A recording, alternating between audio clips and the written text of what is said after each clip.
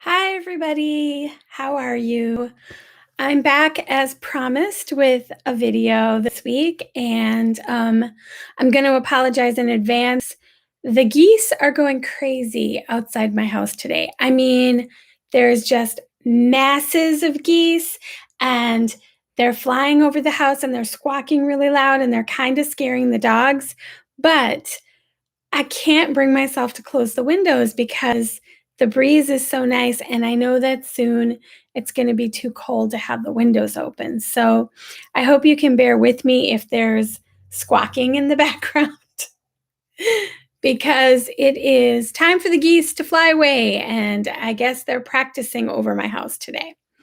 So I'm checking in, which I told you guys I would do last week. I am I would say doing a little bit better than last week. I'm not quite as anxious as I was when I told you guys about how I was having anxiety and I felt like I needed to do some maintenance to make that better. I do feel a little bit better. I'm still feeling a little bit, I don't know if I would say depressed, but just down a little bit. Oh, and by the way, my dogs are here. So if you see tails and little faces, that's what that is. But so uh I'm still having a difficult time. I think that, you know, there's no way around the bad memories and emotions that come up with writing this memoir that I'm working on and putting all of this content out into my blog. I mean, it's going to be hard, and I've kind of made peace with that. But sometimes the anxiety gets so bad that I feel like I can't function properly, and that's when I really need to lean into self-care, and that is what I've been trying to do since last week, since I've become really aware of the fact that I'm struggling with this. Um, so that's that. I've been going to the gym more. We just got back from a little mini vacation to the Lake of the Ozarks, which was really beautiful. And it was nice to see a different place. I've never been to Missouri before. And we got to see the Ava Brothers, which is my favorite band. So that was really nice. It was just a nice getaway. Definitely needed. Although the only bad thing about it is it rained the entire time we were gone. Like, I would really like to see more of the Lake of the Ozarks because we didn't really get to go hike around or do any of the things that I would like to do. So hopefully someday we can go back and experience that place a little bit more. Um, so I wanted to talk a little bit today about my last blog post. I talked a lot about what it was like to be a teenager when I was going to the UPC and how hard it was. Um, you know, None of the stuff that I talk about is new to anyone who has had that experience of being in a very um, purity focused, sort of fundamentalist experience. Now, the UPC is far and away more strict than some people's churches. So, like, you can't listen to worldly music, you can't cut your hair, women have to wear skirts, you can't wear makeup, you can't wear jewelry. When I was a kid, going to the movies was frowned upon, television was frowned upon, like you can't do any of those things. Pretty much all the things that a teenager wants to do, you can't do. And even the things that brought me like the most amount of happiness and contentment, like reading, was really curtailed because we could really only read a very limited amount of books and the Bible. And so that made it really difficult for me to even enjoy, a simple thing that you would think of as pretty harmless. I couldn't feel comfortable. Like if I would go to the book and get a library, I would feel guilty for going to the library, for getting the book, for reading the book. So like everything that brought me happiness was somehow sullied, like the joy was sucked out of it because I was in the church. But what I really wanted to talk about today was my experience with leaving and what happened before I left. So basically, before I left, I had a bad breakup. I was 16 or so, and it was really painful to me. And I became really despondent and depressed. And it just felt like the final blow to my heart. Because, I've talked so much about all these terrible things that happened to me in the church, and rarely, because I'm not, I don't like to show my emotions. Rarely do I talk about my emotions, but I was a really brokenhearted kid for pretty much my entire childhood, and the church really didn't do anything to heal that. In fact, I would say that the church was a huge cause of it and made it a lot worse. Um, and so, I go through this breakup as teenagers do. I was really heartbroken. I was in a lot of pain. And I started to withdraw and I started to dissociate anytime I had to be at church or at school. And I think that, I don't want to give the impression that it was just because of this breakup, because it wasn't just because of the breakup. The breakup was like the final straw, right? It was like the last burden on this really heavy load of burdens, and it just kind of pushed me over the edge. So I was really dissociated at school, which meant that I couldn't focus on my education, as poor as it was, um, at that school. When I was at church, I went from, as I said in the blog, from like sitting in the third row to sitting in the back row, not opening my Bible, not singing during worship service, which was like my favorite part of the service. I just was like a robot. Like every ounce of spirit, every ounce of energy, every ounce of self was drained out of me, and all that was left was this shell.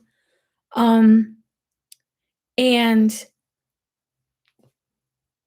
I was just sort of moving through the world, um, just like a ghost, like a shell of my former self.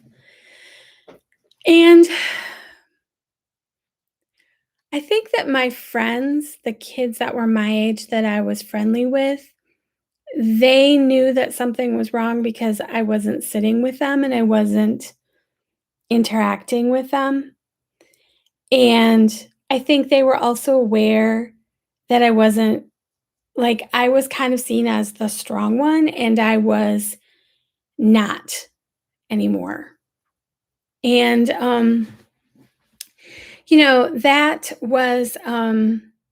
that was really hard, um, because I knew that they wanted me in a sense to kind of come back to them, but I didn't feel like I could. It was like there was this big gulf between me and everybody else.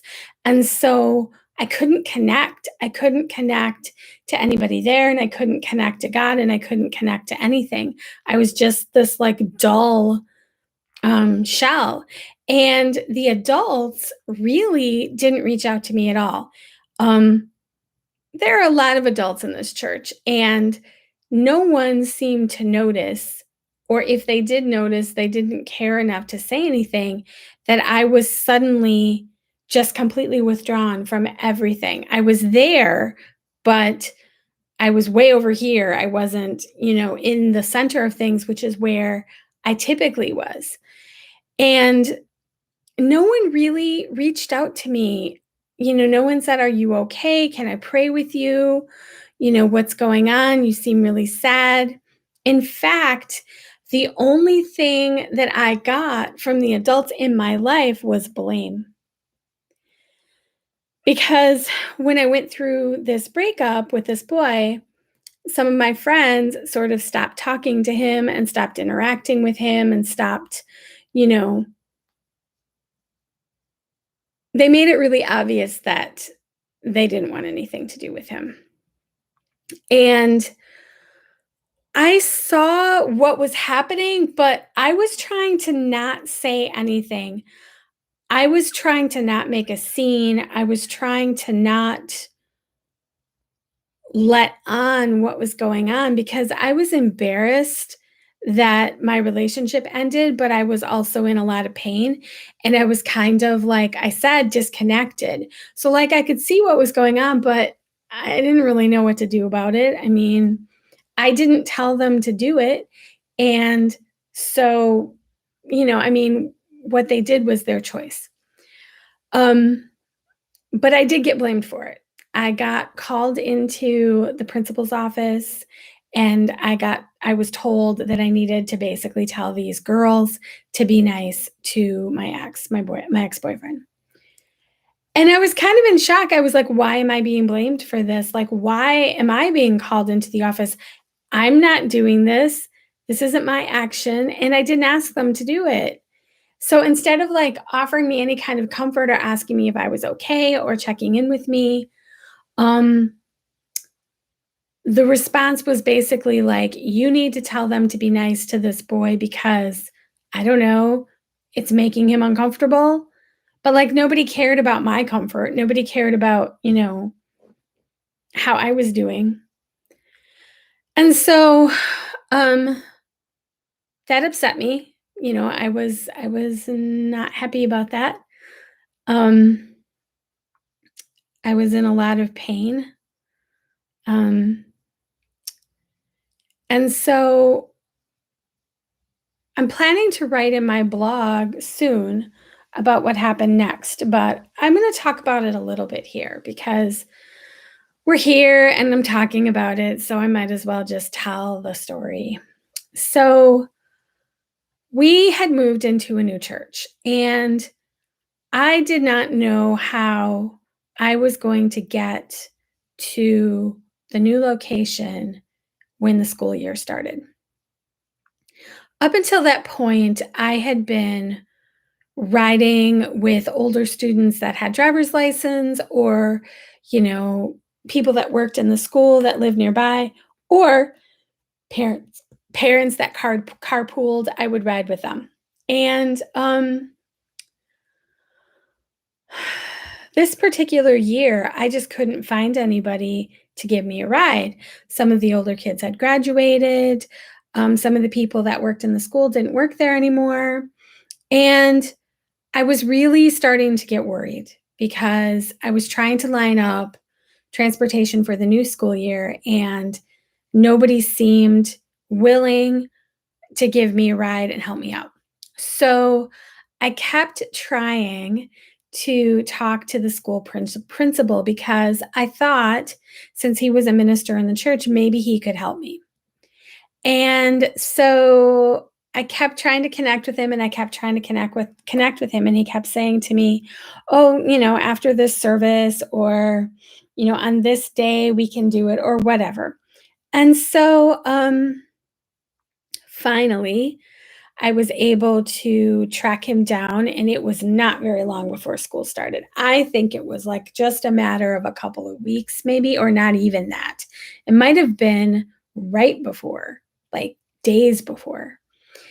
And I said, this is my situation. I live way over here. I don't have any way to get to this new building. I don't have any way to go to get to school and I need help. Um, you know, can you help me figure out how to get to school? And he didn't really have any suggestions. And I was just kind of like, okay, like, my parents can't bring me, like, I don't what am I supposed to do then? So, I suggested to him, since at this point I lived about 2 blocks from the public high school, that maybe the best thing for me to do would be to go to public high school. So, I kind of made my argument. I said, "It's 2 blocks away. I can just go. I won't need a ride." And I mean, I'm a senior anyways, so, like, I've been going to the Christian school all this time. I've been in the church all this time, and I think that I can handle a year of public school. And his reply was to get really angry with me. And he basically said, the thing is that if you go to public school, I think you're going to end up going to hell."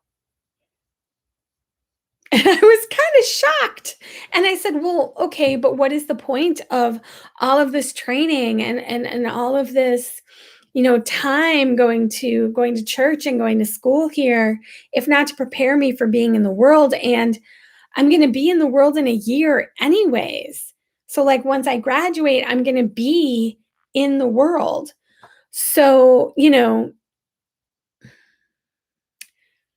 I I felt like, A, he basically told me he didn't have any suggestions for me.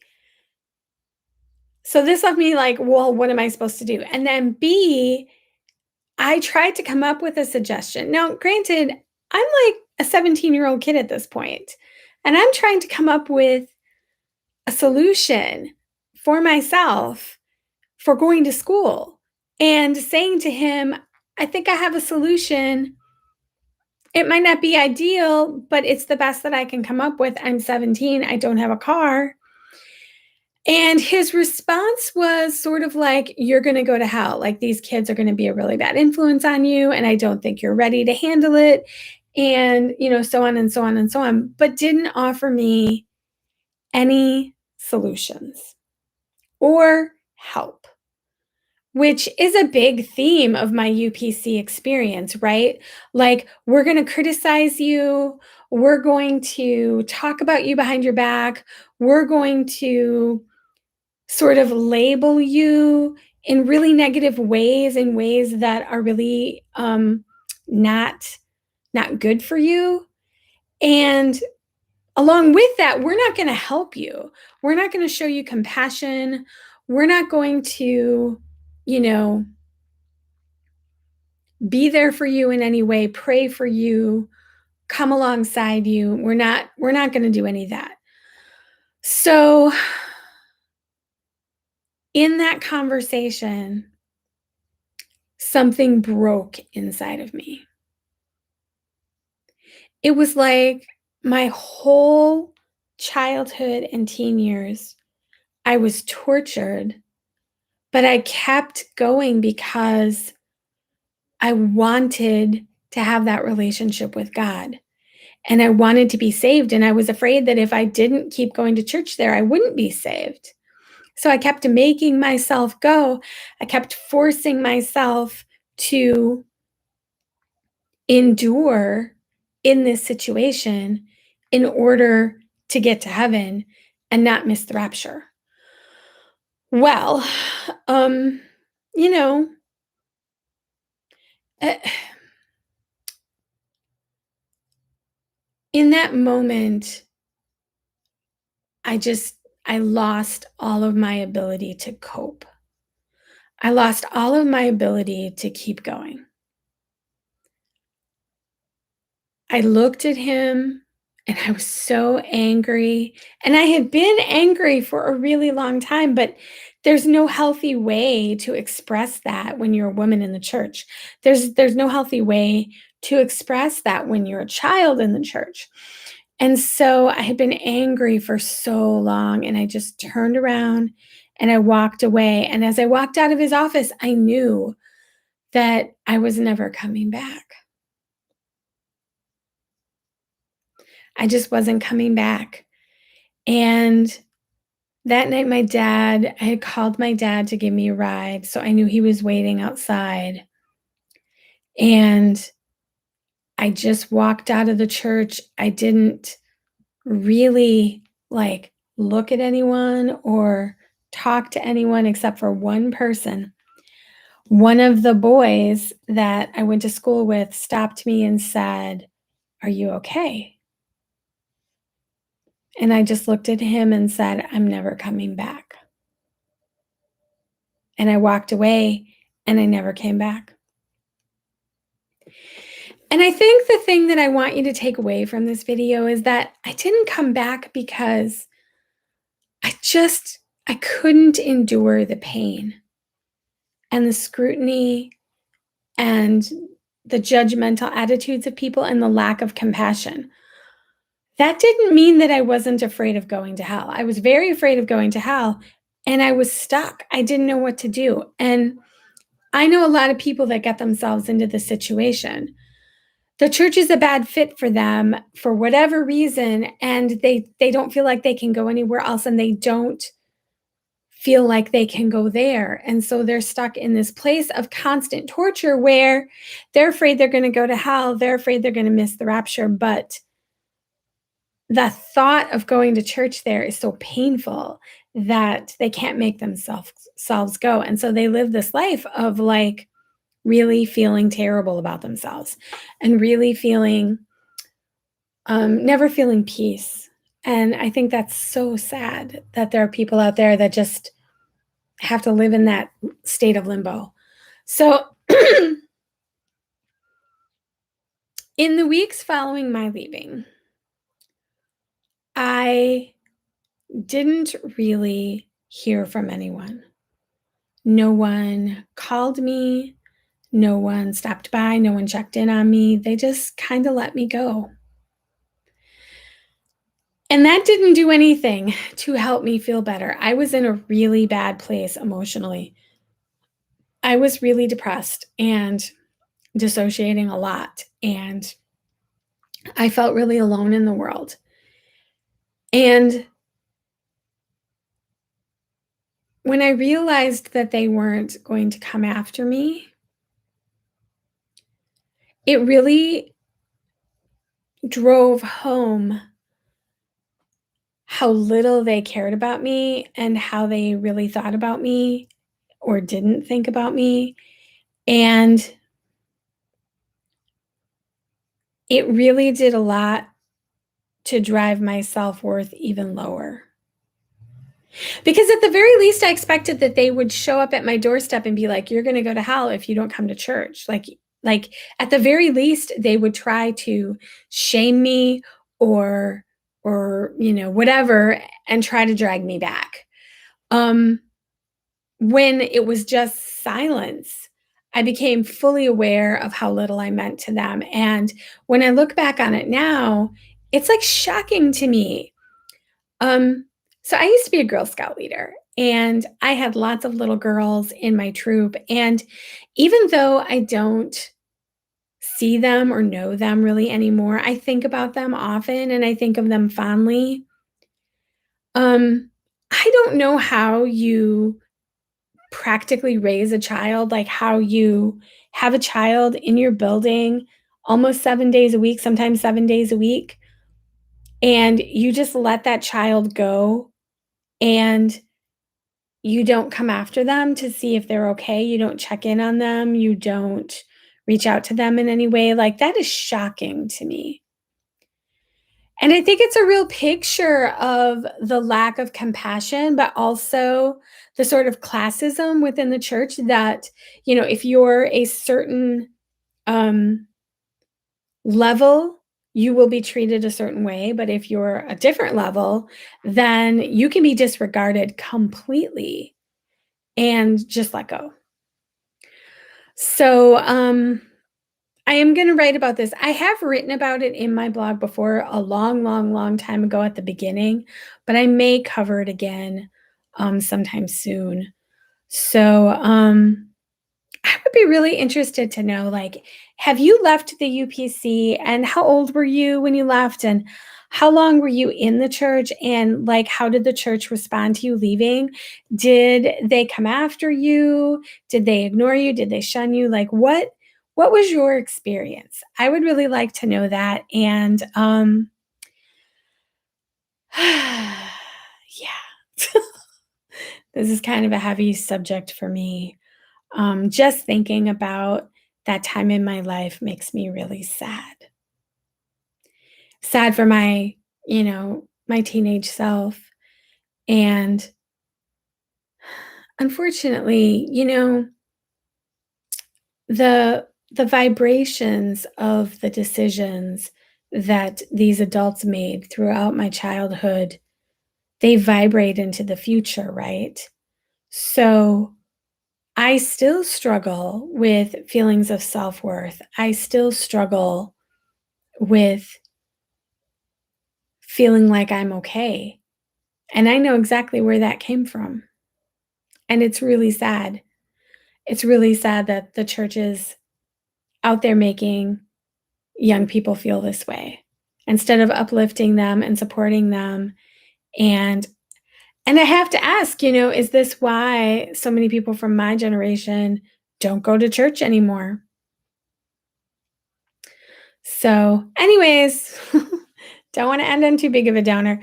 Um, I'd really love to hear from you. Let me know if you left a UPC church or another church, and how did that church respond to you? And how old were you, and how long were you there?